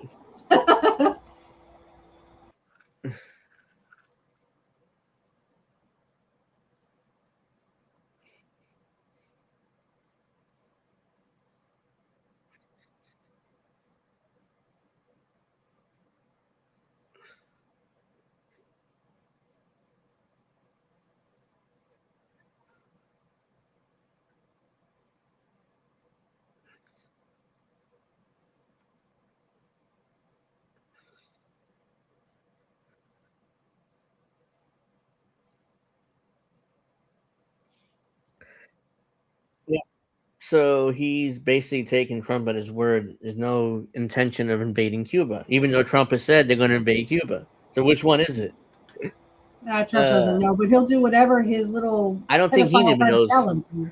I don't think he even knows what his policy is. He goes back and forth on Cuba, so it's like he's waiting for a ruling from his donors, basically. Yep. The FCC now wants your ID before you get a phone number. So this is the excuse behind this is the FCC just proposed fixing your robocall problem by building a kind of phone. Ass cheeks. You'll get more robocalls. Yeah, so that's an excuse to demand ID because they're trying to get rid of robocalls by building a kind of phone user registry that private advocates have spent decades trying to prevent. Sorry, you're not getting my ID. Go suck a dick. The era of the anonymous phone user number could be ending. On April 30th, the Federal Communications Commission voted unanimously to approve a proposal requiring telecom providers to verify customers' identities before activating service. Here's by the way, the Federal Communications Commission, their commission also includes Democrats. So even Democrats voted favor of this. So there's 2 Republicans and 2 Democrats, I believe, and they all voted in favor of this. Bipartisan means we're all getting fucked. Yeah, whenever it is bipartisanship, we're getting fucked without lube, basically. Yeah, that's what George Carlin said. Yeah, that's where I got it from. We all love George Carlin here. So, the Federal Communications, blah blah blah. Okay, government issued IDs, physical address, legal name, and existing phone numbers will all be included. The stated goal is stopping robocalls. The result will be an identity verification regime covering one of the last semi-anonymous communication tools available to ordinary Americans. The proposal applies to nearly every voice provider in the country, from traditional carriers and mobile operators to VoIP services. The FCC is seeking public comment on specifics, but the direction is clear. Yeah, there's no point in public comments because they already voted in favor of it, and now they're basically going to implement this. FCC Chair Brandon Carr framed it around negligent carriers. As we have continued to investigate the problem of illegal robocalls over the last year, it's become clear that some originating providers are not doing enough to vet their customers, allowing bad actors to infiltrate our U.S. phone networks, he said. Some providers, he added, do the bare minimum or worse and have become complicit in illegal robocalling schemes. Here's the thing, you're basically telling them now to create a whole bureaucracy to verify identities and stuff. So what's going to happen there is going to cost us more money from phone service because they're going to pass that cost on to us. So they're going to increase prices because you're demanding them to basically put in the bureaucracy in order to confirm everybody's IDs. So that's ultimately going to cost us more money. The language targets telecom companies and surveillance targets everyone else. The framework borrows from banking's anti-money laundering rules. The FCC is also asking whether carriers should retain identity documentation for at least 4 years after a customer leaves, and whether they should check customers against law enforcement watch lists. So you're going to demand these phone companies to check IDs next to law enforcement watch lists. So if they have a warrant for their arrest, they got to call the police on them. You got to snitch. You got to narc them out to the police. Like, is this really what they want to do? Because then the criminals won't get phone service. Then at that point, penalties would shift to a per call basis, meaning fines are $1,000 to $15,000 for every illegal call poorly verified customer places. The real privacy stakes sit in the proposal section of prepaid service. Right now, you can pay cash for a prepaid phone and SIM card without showing identification. Journalists use prepaid phones to protect sources. Domestic violence survivors use them to avoid being traced. And whistleblowers, activists, or anyone with a reason to separate phone activity from their legal identity relies on this. Is that this is the real reason? Shot the sheriff. This is the real reason why. This is the real reason why they want to get rid of. This is the real. Oh, they took us down. All right, I'm sorry. I was responding to Sean here. Yeah, no, this is the real reason why, because they want to get rid of privacy. These prepaid phones, so journalists especially can't use them without knowing who they are. Also, whistleblowers, activists, or anyone of the reasons have separate phone activity. So that's what it's about, really. Yeah, that, and it's literally about people who they want to know who we all are. They want digital IDs and they want CBDCs. Yep. The age of anonymous is gone. And you poor people who actually condone this, shame on you. Mm-hmm. You are the sheep.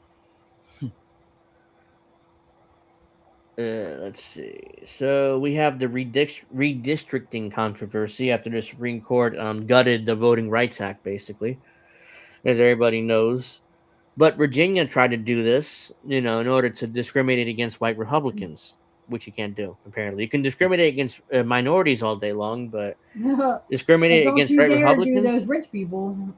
Yeah, if you discriminate against white Republicans, now all of a sudden the court rejects Virginia's redistricting in a blow to Democrats counter the Trump GOP.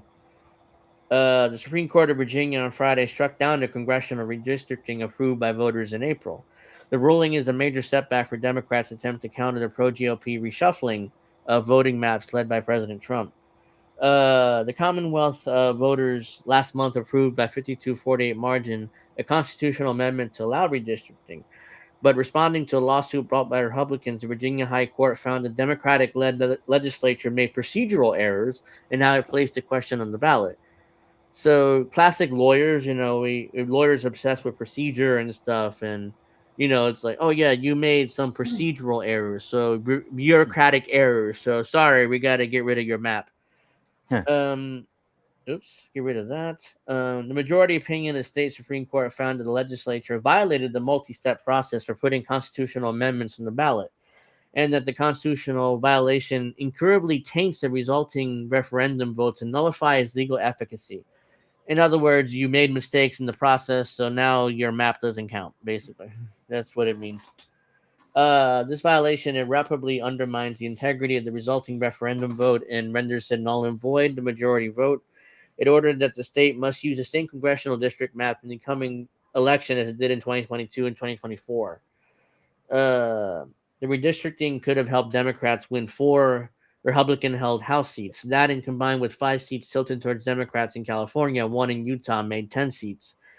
But the Virginia ruling now put the GOP far ahead. Republicans currently have a lead up to 8 seats and are poised to pick up additional seats across the South. Republicans already hold the U.S. House by a few more seats than Democrats. Florida Republicans redistricted in that state in April. Then, after the U.S. Supreme Court weakened voting rights for minority communities last week, Republicans in Tennessee, Alabama, and Louisiana began redistricting in their states. Tennessee approved a new map aimed at flipping 1 Democratic seat on Thursday, which they passed. So, usually states redistrict at the start of the decade when the census count comes in, but Trump prompted a mid-decade restricted redistricting race to try to keep Republican control of the House. The court said the amendment violated the Virginia Constitution. I read like a couple. I think it was a couple weeks ago that, like, Trump hired Erica to like bring out messaging to help Republicans win for the. She was hired for like a messenger, basically. So, oh my god, I'm not sure. Do Republican voters care about Charlie Kirk enough to take Erica Kirk seriously? That's the question. And I don't well, they might care about Charlie Kirk, but they don't care about Erica Kirk. Yeah, because isn't she the one messing around and becoming what's his name's Couch? JD Vance. I mean, JD I don't. Vance, yeah. Oh, Couch. Yes. Yeah, she's acting like his couch, right? And I still think she hadn't. She played into murdering Charlie. Yep. Apparently, he wasn't doing enough child raping, so she often. Yeah. So the Virginia Constitution usually requires districts to be drawn by a bipartisan committee or commission, but the amendment approved by voters temporarily granted legislature the power to redistrict. So in other words, Democrats voted in favor to have the legislature redistrict in favor of them instead of Republicans. So that's basically what they decided in that election. To place an amendment on the ballot in Virginia, legislature is required to vote on it twice in separate special sessions with an election in between. Lawyers for the Republicans argued that the first vote was in a special session that had been called for other topics long before. In the court, with the justices split 4-3, said not enough time has passed between the first vote and the intervening election a few days later. Democrats' lawyers argued the legislature set its procedures without court review and that procedural errors should not cancel the will of the voters in an election. Well, that's the thing. They do, because that's what the Supreme Court want. Supreme Courts they're undemocratic on purpose. So whatever the majority rules, but the elite don't like it. The Supreme Court is there to switch it and, say, oh yeah, it's unconstitutional, or, you can't do it that way. You have to do it this way. So, and by the time you do it this way, the election's over anyway, so it's not even worth doing it. Let's see. I'm disappointed in the Supreme Court of Virginia ruling. Virginia Democratic Governor Abigail Spanberger said in the statement, but my focus as governor will be on ensuring that all voters will have the information necessary to make their voices heard this November in the midterm election, because in those elections, we, the voters, will have the final say. They also argued that lawmakers didn't hold a legislative vote in time to post notification of the amendment on courthouse doors, as required by 1902 law 90 days before the election. So they had to put the amendment on courthouse doors 90 days before an election. 1902 law, like we're talking about like over 100 years ago, and somehow they had to do that. But Democratic lawyers argued 1902 law had been repealed and was out of date. They also argued that the legislature set its procedures without court review and the procedural error shouldn't cancel, blah, blah, blah. I think I already read that. I don't know why it's there again. Republicans cheered the ruling Friday. Democrats just learned when you try to rig elections, you lose. Republican National Committee Chair Joe Grunter said in the statement, today, the Virginia Supreme Court sided with the rule of law and struck down Democrats' unconstitutional maps.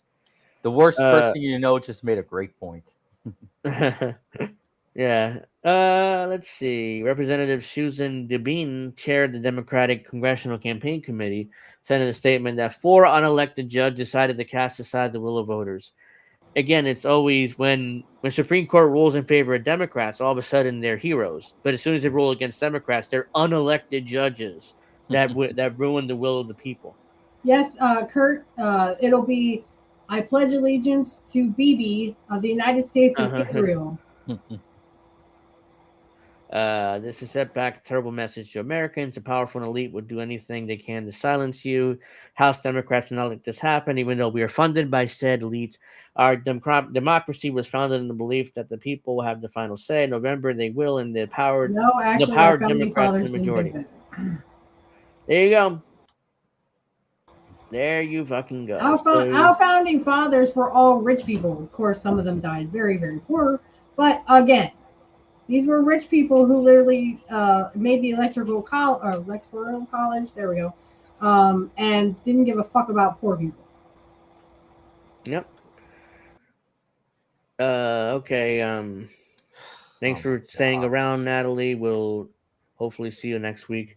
Have a nice weekend. Fucking pisses me off every time. Yeah, so we got to get to this. The U.S. reinstates deportation proceedings against Palestinian green card holder student Moshin Mohadi excuse me if I butchered that, a pro-Palestine activist who led anti-war protests at Columbia University was detained for 2 weeks during a citizenship interview last year. And why was he protesting? Can they actually say why? Good night, Daddy. Let's see.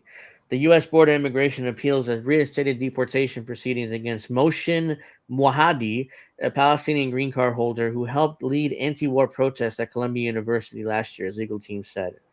Mohaadi, who has permanent U.S. residency or green card status, was detained by U.S. Immigration and Customs Enforcement, ICE, when he attended an American citizenship interview in Vermont in mid-April last year. The government continues to weaponize the immigration system to silence dissent, Mohaadi said in a statement shared by his legal team. The 34-year-old, who is studying for a master's degree at Columbia School of International Public Affairs, was detained by ICE agents following his participation in campus protests against Israel's war on Gaza. He was released 2 weeks after his detention, but deportation proceedings remain in place. February this year, U.S. immigration judge blocked the efforts of the Trump administration to deport the student after the government failed to authenticate a memo from Secretary of State Marco Rubio demanding his removal from the country. So in other words, if you're not a citizen, if you have a green card status, Secretary of State just says, I want you out of the country, and pretty much you get deported at that point. So it's unfair, but that's how it works, unfortunately. Judge Nina Flores said the administration hoped to use the evidence in the case to remove Mohaadi from the U.S. by way of a photocopy of a document, adding that the filing is relevant to the case but not admissible as it lacked proper authentication. Then, immediately after that, the immigration judge was fired by the Trump administration last month after blocking Mohaadi's deportation. So the judge was immediately fired after ruling against Trump. So the administration, there you go. Born in a Palestinian refugee camp in the occupied West Bank, Mohaadi moved to the U.S. 10 years ago. He co-founded the Palestinian Student Union at Columbia in 2023 alongside Mahmoud Khalil, we know who that is, a prominent figure in a pro-Palestinian student movement who was also targeted by the U.S. administration. According to The Intercept, Mohaadi stepped back from campus protests in 2024 to build bridges with the Jewish and Israeli communities on campus. Mohaadi asked Shai Davadi, a pro-Israel assistant professor who had been accused of harassing and intimidating pro-Palestine students at Columbia, to meet him for coffee. Davadi reportedly left in the middle of their meeting. Less than 2 months after the meeting, Davadi posted a video of Mohaadi on X, Twitter, in a thread accusing him and other protest organizers of being anti-Semitic and pro-Hamas. Of course. Like, we all know that's their trick, when that's the trick of Zionists there.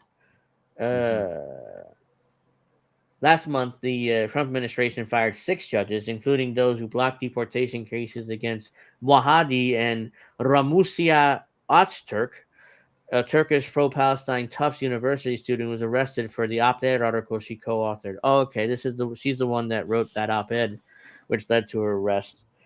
Okay, so yeah. There you go. They're right back to trying to deport Palestinians and Turkish people who dare to stand against Zionist Israel.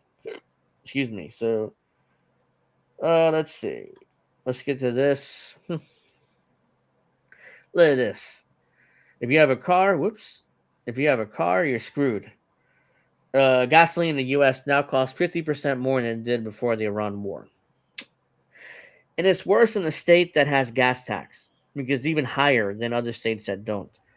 Like here, New Jersey is nearly $5 a gallon because we have multiple gas taxes. California is around what? I don't know how much it is out there, but because of gas taxes and stuff, sure, it's more expensive than the rest of the country. But the price of a gallon of regular gasoline climbed 31 cents in the past week, spiking to an average of $4.48 per gallon. Tuesday, according to AAA, hitting the wallets of drivers after rising 50% since the war in Iran began. The main reason drivers are paying more at the pump is because of the global energy crisis caused by the Iran war. Yeah, we Pennsylvania at $4.69. That's the average in Pennsylvania. Yeah, New Jersey is around almost $5, the average. The main reason drivers are paying more at the pump is because of global. Yeah, okay. The price of crude oil, which is the main ingredient in gasoline, has been climbing for the most part of the last 2 months. because the Strait of Hormuz, the narrow passage of the Persian Gulf through with a fifth of the world's crude normally passes, has effectively been shut, and oil tankers have been stranded there, unable to deliver crude. Many drivers were hopeful in mid-April amid signs of the conflict to be winding down, and gasoline prices fell daily for almost 2 weeks. After the announcement of initial ceasefire, there is some kind of optimism that this could really be the beginning of the end of the conflict, said Rod Smith, director of global fuel retail S&P Global Energy. And so crude prices came down because correspondingly gas spot prices followed, and so on, and the retailers lowered prices as well. I guarantee you what's going to happen right before the midterms. Trump is going to announce another ceasefire, and prices will go down. It's like, you see, I lowered gas prices. Vote for Republicans. And after the election, they're going to do the same thing. And then all his voters or paid commenters, whatever, they're all agreeing with him. Like, yeah, we support higher gas prices. Yeah, they're doing that too. I love me some Trump dick. Give me some Trump dick.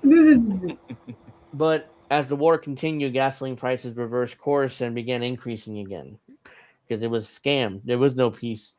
There's a fundamental shortfall that will exist globally, or fundamental struggle to meet the demand that will drive up price. No matter what the government says or any market person think, there's a true kind of upward pressure that's being exerted on prices every day. The Strait of Hormuz is constrained and is still severely constrained. So who sets the gas prices? Gas station owners set prices at the pump, but a lot of factors go into what they decide to charge. The main ingredient in gasoline costs is the price of a barrel of crude oil. In the U.S., oil prices represent about 51% of the price of a gallon of gasoline in 2025. Well, half right. They're half right. The other part is the oil companies. The oil companies actually set the prices. So, and the gas station owners, they say how much to charge, but it comes down to the oil companies are like, well, we want to kick poor people out of cars, so only rich people can have cars. That way, we'll save on pollution. That's what they always disguise it as. Oh, well, there's too much pollution in the air. What they really mean is there are too many poor people having cars. Yeah. Again, rich people see us as cockroaches. That means when crude oil prices rise, gasoline prices generally follow. Less oil in the market means higher prices for oil and gas. The effective closure of the Strait of Hormuz triggered the largest supply disruption in the history of the oil markets, according to the International Energy Agency, pushing oil prices as high as $112 a barrel in early April. This guy at Columbia says, compared to the price of an average gallon of gasoline in the U.S. with the price of oil, a price for a barrel of WTI, the U.S. benchmark oil over the past few weeks, said their prices change generally matched up. Here's the thing: the U.S. could, stop this by taking the gas oil that we own and putting it in the market, so it lowers gas prices. But no, does anyone remember that XL pipeline that they never fucking leaked from the beginning? One, and two, that we never saw a drop of that fucking oil. You know why? Because we literally sell it to Europe for high prices. So we sell our gas in the world market, but then we have to import most of our oil. But we make oil. Why are we importing most of our oil? Because they want to sell it in the world market to make money. Meanwhile, if they stop doing that, we wouldn't have a crisis here. Gas prices would stabilize and would be good. But instead, we rely on the Middle East and, ironically, Russia to get our gas now. So, let's see. Federal and state taxes contributed about 17% of the oil price. Refining costs and profits contributed 14%, and distribution and marketing contributed 17%. In some states, such as California, higher taxes and refining costs pushed the price of gasoline well above national average. Let's see. One event could have changed the trajectory of gas prices occurred in April when the U.S. blocked Iranian imports to stop the country from exporting oil. Iran has been moving at an unusually high amount of oil to the global markets, so that was helping moderate prices. The Trump administration decides they're going to punish Iran, but should have put more pressure on Iran by blocking their exports. So what happens there naturally raises prices on oil and gas.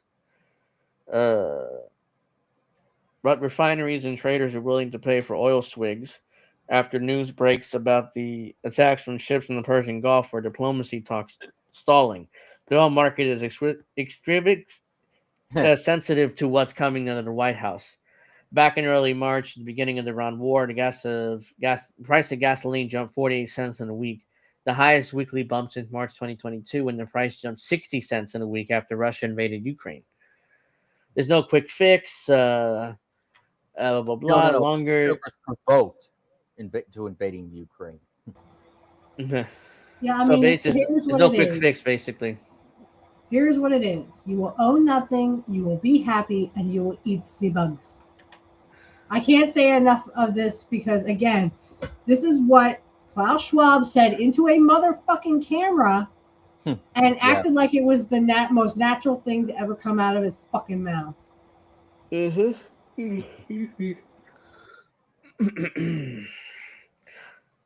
is a pretty long article. I probably won't go through the whole thing, but it's a Richard Medhurst piece, whatever, and it's fascinating. How the U.S. pulled off an armed robbery of the world's energy supply and created the petrogas dollar. So this is a really long piece. I would recommend reading it because it's really good and detailed. So it's tempting to believe the U.S. war machine is finished militarily. Iran had indeed dealt the U.S. the worst humiliation in modern history. But in the background, Washington has been quietly carrying out an armed robbery of the world's oil and gas supply. All of it. In just 90 days, the U.S. has executed an energy blitzkrieg decades in the making. Hundreds of strikes on Russia's tankers and refineries, disrupting a third of China's oil and LNG supply, capturing the largest oil reserves on the planet, establishing a global naval blockade from the Arctic to the Indian Ocean. And in the process, kidnapped and assassinated 2 heads of states. We are witnessing the transition of the United States. Oh no, he got cut off. Okay, well, we'll just kind of bullshit for a little bit. So yeah, gas is up, and the rich again. 2030 is coming, guys. You will own nothing. You will be happy, and you will eat sea bugs. I mean, I can't say enough how it's very eloquently put. This is why Richard Medhurst was stopped. I'm surprised they haven't offed him, yet. I hope they don't, but I'm hoping that they don't and he gets to report on this stuff. But again, very eloquently put. I can't say enough great things about him. It's just okay. So the world is ending. Poor people will be damned, and rich people are going to rule. So there you go. Right? No. I think that my little sister put it very eloquently that, the rich are here for a reason, right? So, unfortunately, they're here to stay. I could pull something up and read it. Yeah. And that was the Russians. There you are. You didn't know until you connected. Yeah, you totally went off the air, dude. Yeah. Oh. I was like, well, I'll just take over from here. I think I could read a couple articles from my little sister. I'm surprised you didn't notice that. No, I'm reading this went off the air. He's totally reading it, thinking he never went off the air. Yeah. So basically, what I was reading was. We got it. We got what you were saying. Yeah. So the reason why they forced Russia into invading Ukraine, it was a plan all along. Joe Biden kept running his mouth about how Ukraine was going to join NATO, which they knew was Russia's red line. So they knew Putin didn't have much of a choice but to invade. And once that invasion happens, they knew that the EU would do all these sanctions and virtue signal and grandstand about how, you can't invade another sovereign country, so now we can't do business with Russia anymore. And guess who was there to pick up the slack? The U.S. in our liquefied natural gas. Now we supply most of Europe's energy. Speaking of Ukraine, I gotta message you one more thing before we go. I'm not going to read this whole thing, but it's a great article. You may have seen it, but it's still. Next week, I'd like to do this inside JD Vance's calculated conversation to Catholicism, if you don't mind. Oh yeah, that's next week we are going to learn about the couch fucker himself. Excuse me, I couldn't say that right. Happy belated birthday to Kurt Boss, the bosses of all bosses. Yeah, happy birthday, man. Please, mandatory cakes in the chat. Oh, by the way, if you're any mothers out there, happy Mother's Day this Sunday. Yes, I am a We're mother. not. We're not going to be on. We're not doing Happy pro upcoming wrestling Mother's talk, by Day, the way. Steph. Yeah, we're not No, doing pro we, wrestling talk because we're watching Backlash. But we're watching yeah, Backlash, and Sunday I will be with my son, my lovely son. We're having a family dinner, and actually, I never got to meet my grandmother on my dad's side because she sadly passed away from brain cancer when he was 12. But we are going to. Oh, thank you. We are going to put some flowers on her grave, and just remember the good times. Thank you, Sean. When Condoleezza Rice or Joe Biden said Europe should want to depend on the U.S. energy and promised to put an end to Nord Stream, they meant it literally. By sanctioning Moscow and blowing up the Nord Stream pipelines, the U.S. just didn't hurt Russia. They turned Europe into the permanent U.S. client, securing long-term profits and cementing the petrogras dollar. So, by the way, when they bombed Nord Stream, it's another thing because they said, "Oh well, Ukraine did it," but meanwhile, who benefits? The United States again. So No, they said Russia did it. Oh yeah, no. They said it's true. They said Russia did it. They bombed their own pipeline. I was like, wait, what? Yeah, they bombed their own pipeline because they're stupid, right? I messaged you one more clip, Angel. For you Okay, I'm not gonna read this whole. I'll read a little bit more and I'll be done with it. So they claimed that Russia bombed their own pipelines. And why would they do that? They're gonna lose billions in profits. Hang on. Can we stop for a second? I got to do something. Yeah. Happy birthday to you. Happy birthday to you. Happy birthday, Kurt Boss. Happy birthday to you. Woo! All right, now there you back go. to the show. Let's see. You're allowed to get emotional on your birthday. Yeah. The U.S. is separated by two oceans, which makes delivering gas expensive. No one was ever going to buy American LNG with cheap Russian gas just next door, so the U.S. killed off the competition, not just at Russia's expense, but eating half of Qatar's LNG share in the process. There you go. That's what it's all about. I'm not going to read this. This is a great article, by the way. It goes really into detail, but maybe I'll read it more next week, or because I'm going to put it in the chat, but I'll probably get back to this next week. Let's see. So I'm going to tell little sis that I'm going to do her JD Vance thing. I put it in the chat. You guys are interested in reading it because it's a great article, but it's way too long, and maybe I'll read more of it next week. Let's see. Whoops. Hold on. I screwed up. We'll do these couple clips. Oops. We'll do this and then we'll go, I guess. Yeah. Let's see. Whoops. I gotta share my screen first. Here we go. Excuse me. Let's see. You guys see this? I got a black screen here. I can see it. Okay, I got a black. I don't know. Here. I don't know why there's a black. Oh, yeah, that's a weird fourth screen there. I don't know why it's there. Let me unshare this because there's I don't think the audience can see that. It's a black screen there that I'm seeing. Let's see. It's on the side, but I can still see the tweet up front. So actually, Sean, I'm a Aries Taurus cusp. I was born April 20th, between Aries and Taurus. My dad is an Aries, April 8th, and my mom is a Taurus, April 23rd. So it's kind of convenient that I'm right smack dab in the middle between Aries and Taurus. Chat, can you still see the tweet in front of you? My Ed Gentry. Oh yeah. No, I've completely crashed here. So let me reload in. Okay. Yeah, Ed Gentry. He shares a lot of dumb videos from Majority Report, so we don't have to watch them. If you know what I mean.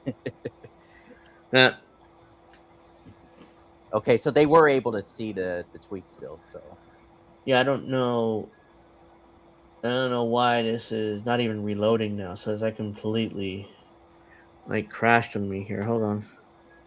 You're welcome, Kurt. I got to make you blush a little bit there, Kurt Boss. Oh, here we go.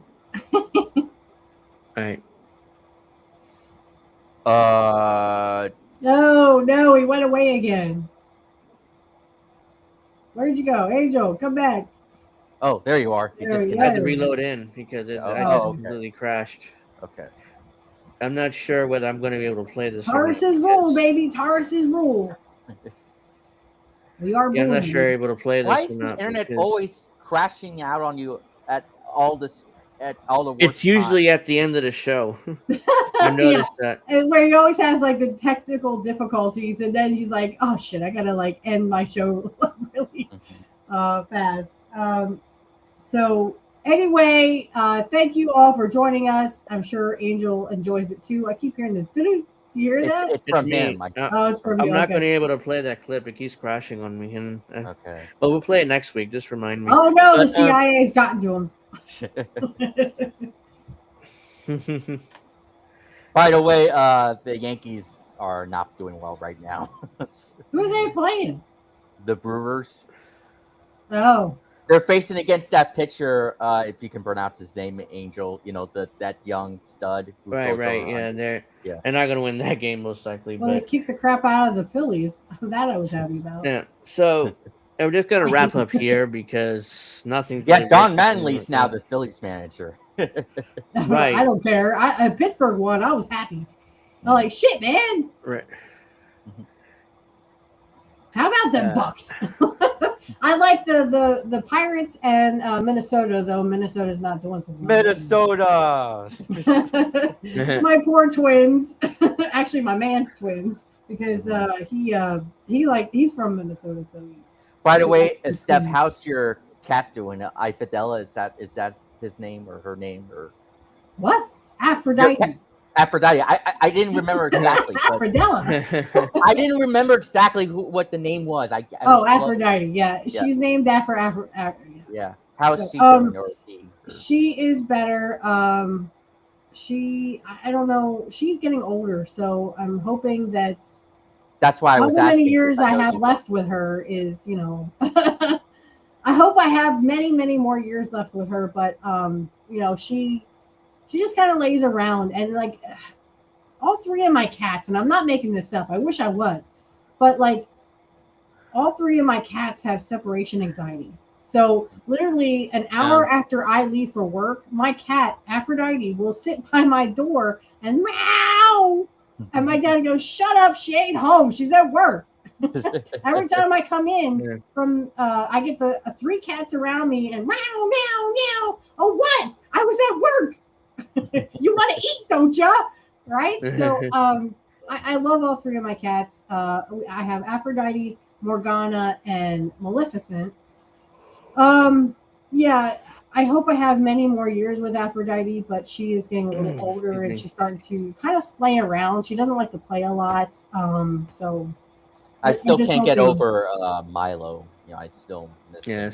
Yeah, I mean they're like your family. It's like I have three dogs,